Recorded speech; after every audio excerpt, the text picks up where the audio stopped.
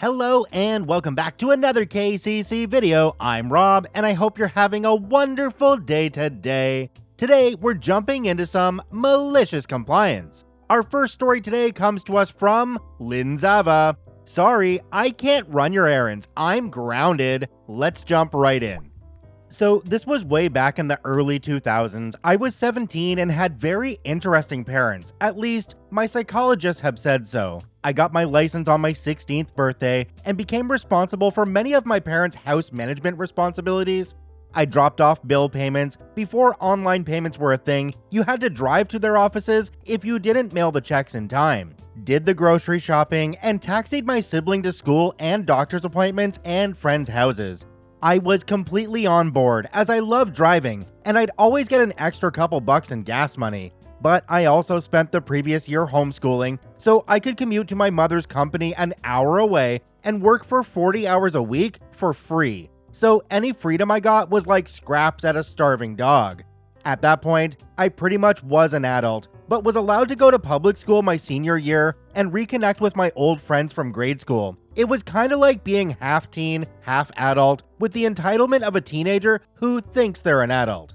My family's dynamic was interesting to say the least. I was the oldest, my younger sister was the obvious favorite. Each developmental milestone was met with resistance, and as I grew into new interests like makeup, music, and social activities, my parents insisted on getting the same things for both of us and giving us the same freedoms at the same time. She was 3 years younger, but the rules were strict for me, but never enforced for her. I wasn't allowed to date till I was 18. She was allowed to date at 14. They also brought her shopping all the time, but I was the responsible one, so they signed me up for free work with their social group to increase their social standing.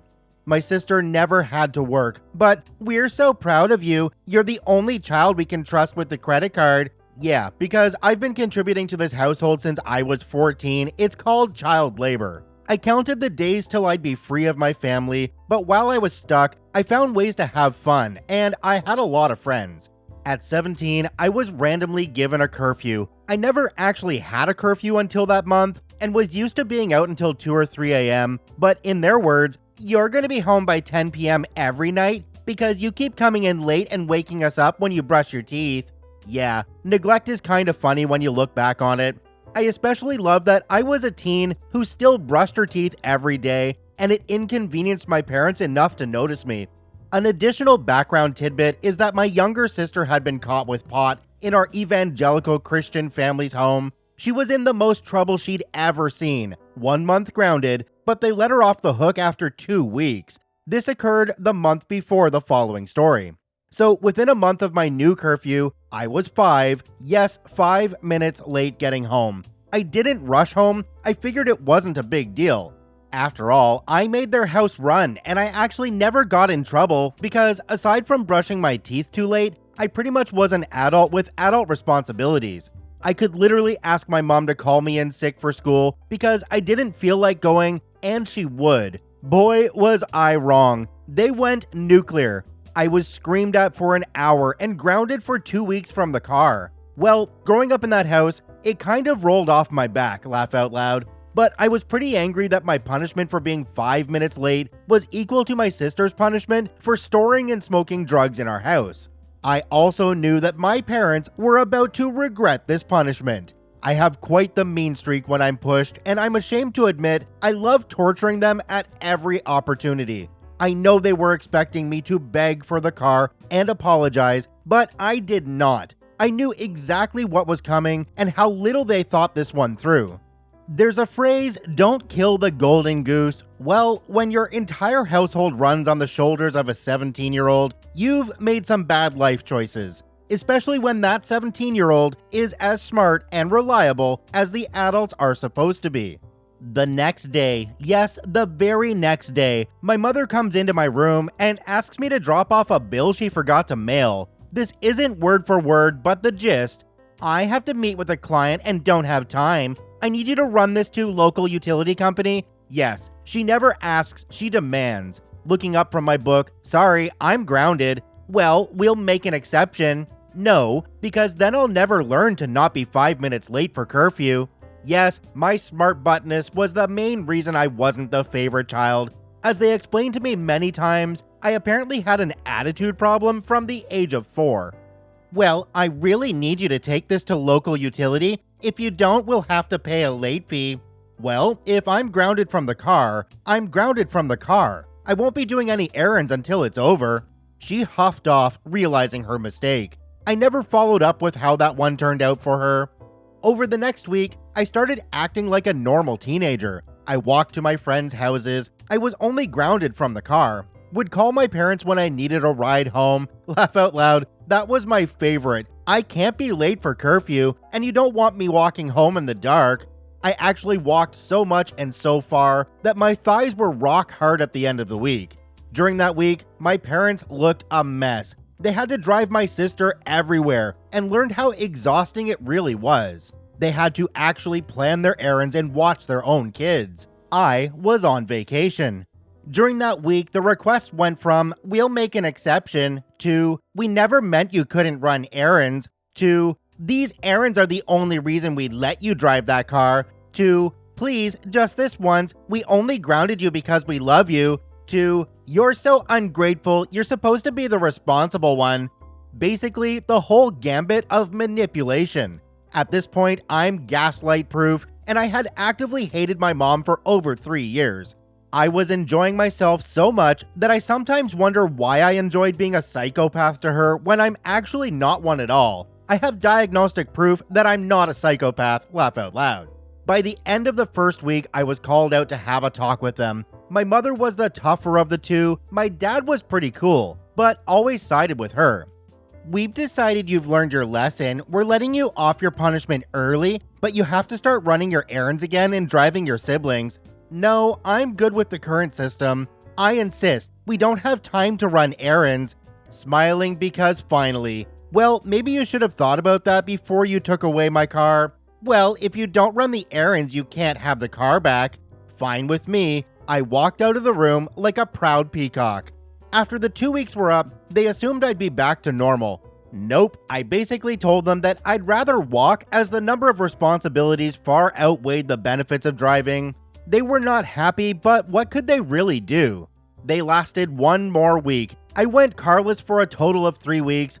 Finally, my mom broke down and did the unthinkable. She begged. Well, the words were begging, the tone was sucking up, but I truly enjoyed it. It took all my energy not to beam with self-pride. Now, my mother was a saleswoman. She had been inadvertently training me for years. In that moment, I opened negotiations.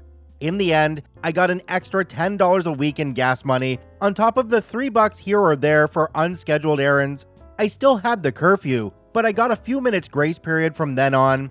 They never even dared to threaten to take my car or license away again. But the cherry on top, my sister's personal taxi service was closed.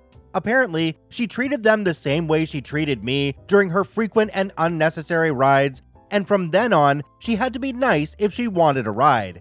There were a few incidences where she tried to get my parents to force me to take her, or take her where I was going, but they didn't. They knew better than to kill their golden goose of home management, and for the rest of the year, I finally had a great childhood, because I was left alone on my own terms. It was mentioned down in the comments for this one that setting a curfew for your kids can be a great thing. However, make sure you give them a little bit of leeway, because if you're saying they have to be home at this very specific time and there's huge consequences for even 5 minutes missed, it's terrible, and it means they might speed or break traffic laws and maybe hurt themselves or worse, someone else. Do me a quick favor, have a look down below the video. If that subscribe button's still red, it means you're not actually subscribed to the KCC channel. Please hit that subscribe button for more daily Reddit stories. Our second story today comes to us from Kath Joy. Manager forces me to get doctor's note despite it being illegal to do so. Doctor writes him the most passive-aggressive note, signing me off for 2 weeks instead of 2 days to teach him a lesson. Let's jump right in. When I was in my early 20s, I worked at a supermarket. I should note that I was a pretty reliable employee. I was never late. In fact, I often got in early, and I rarely called in sick. At the time this happened, I had not called in sick for 9 months, and even then, the manager had sent me home. I had been up all night, swinging between burning hot and freezing cold, so I was obviously feverish and I had been throwing up at both ends, shall we say. At one point, at about 2 a.m., I was on the toilet with my head in the sink, utterly miserable. I must have passed out because the next thing I knew, I was lifting my head off the sink and it was 7 a.m. I was due to start work at 12 that day, but that obviously wasn't going to happen. So I called up the manager. Let's call the manager Steve. Steve was known for being a real a-hole. He never believed anyone who called in sick except his best buds, usually the other managers, never lowly staff, but often called in sick himself. A lot of the time, we knew it was because he was hungover and not actually sick. The conversation went as follows. Hey Steve, sorry, I can't come in, I'm sick. With what? I don't know. I think it might be the flu. I've been up all night being sick, and I have a fever. Don't be stupid. If you had the flu, you'd be completely knocked out. I need you in. Come in or you're fired. I can't. I just told you I can't stop vomiting. I passed out. Either come in or bring a doctor's note or you're fired.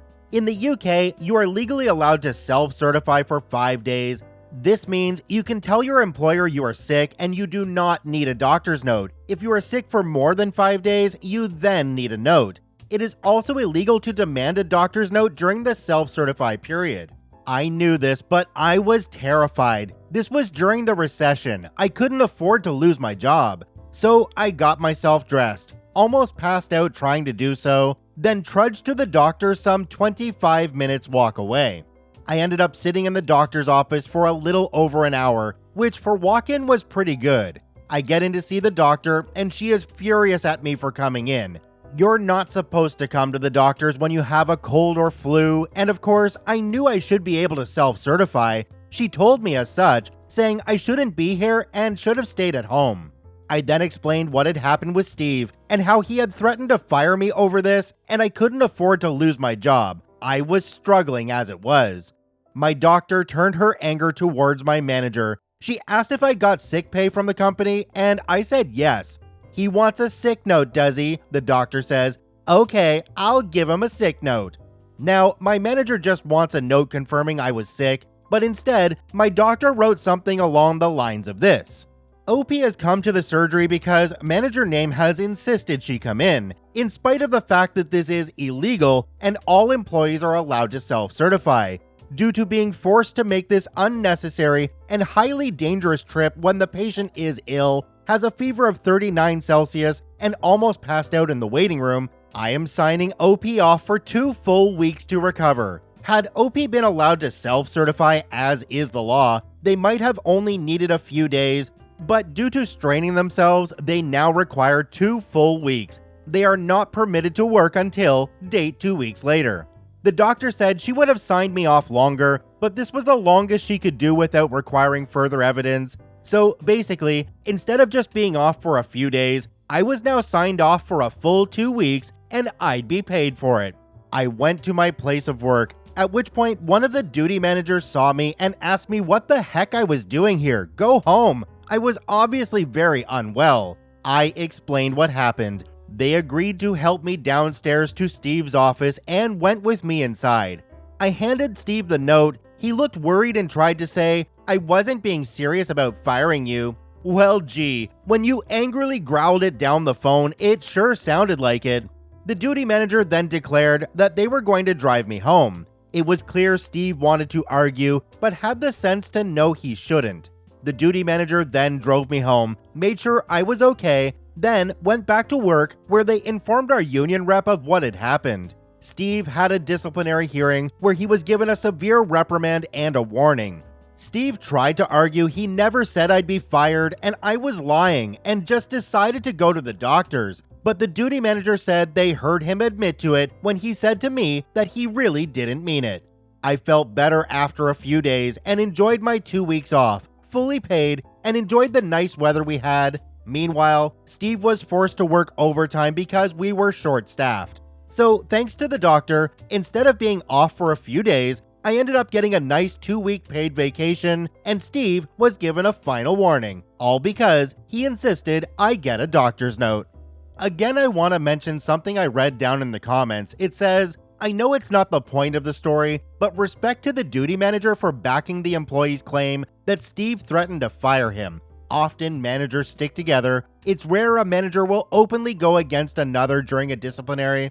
In my working experience with the billion jobs I've had, I can tell you that the longer the managers have been there, the more this is true. It's like the old boys club or the old girls club, depending on who your manager is. I've definitely experienced this myself, and all I really have to say about it is screw you, Rick and Tony. Our last story today comes to us from Zilks Daguerro. The fridge is full. Why don't you follow policy? Will do. And now the fridge is empty. Let's jump right in. We have a fridge at work. Guess who got the glorious job of keeping it clean? Yep, me. Our rules state that anything put in the fridge must have your name on the container as well as the time you put it in. Anything that does not have a name on it, a time on it, or has been in there for longer than 48 hours must be thrown away. It doesn't even specify that condiments like ketchup are exempt. Quite literally anything in the fridge. How are you going to comply with this if it's something like an apple? A few things you should know about me in the beginning of this compliance. The style of food I eat is what most people would consider trash. For lunch, I frequently pop a can of food and eat it without heating it. As such, I rarely use the fridge, or really anything in the break room, but I get the job of keeping it clean. I really couldn't care less about what's in there as long as it doesn't look rotten or give off an offensive odor. In addition, when there's an office party, the leftovers tend to make their way into the fridge to be slowly eaten by the employees as sort of a free lunch. It makes people happy, we eat it quick enough that nothing ever goes bad. Maybe a kiwi someone forgets in the back eventually that I chuck when even I wouldn't eat it anymore, and it's a free meal, normally. The lady I took the job over from more like assigned it to me because she didn't want to deal with it anymore, starts noticing more and more food end up in the fridge and not thrown away within the assigned time period. She brings it up to me and tells me I need to clean out the fridge. I could care F all about the thing, and I expect you to be able to police yourself like an adult, but as it was brought to my attention, I need to take care of it. I wait until our meeting and make an announcement. Anything not in compliance with the policy will be removed from the fridge. If you have anything in there you want to keep, move it to the freezer. It will be cleaned out tomorrow.